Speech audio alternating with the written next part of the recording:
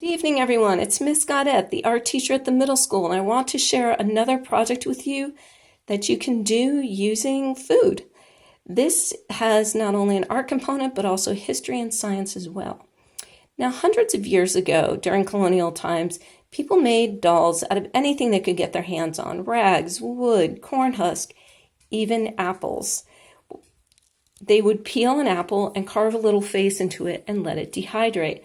And I recently learned that this tradition actually goes back to the Native Americans, although I don't know which tribe. This is a face I carved about 2 or 3 weeks ago.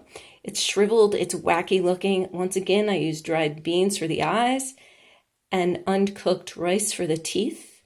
And it created this ridiculous little character. I left the stem on top. It almost looks like a beret. So what you'll need is an apple and apple peeler. Once again, some dried beans, or if you don't have them, just beads, some uncooked rice. You will need a container and fill it with something heavy like beans or beads, because eventually you have to stand the apple in there while it dehydrates. You're also going to need an old pencil to poke into your apple, as well as another pencil for carving and a spoon. Now, because I did this alone, I already did my apple in advance. I prepared it. So I peeled it, I poked it with the pencil. On this side, I poked holes for the eyes and I put a bead in there. I carved a U to be the nose.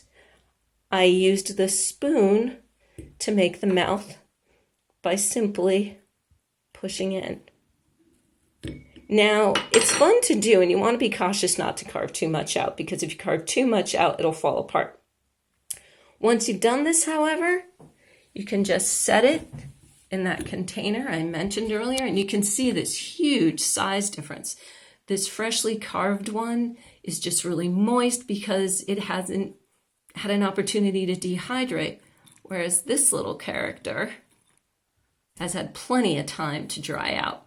So again, folks, remember, stay safe, stay home, make art. Until next time, bye.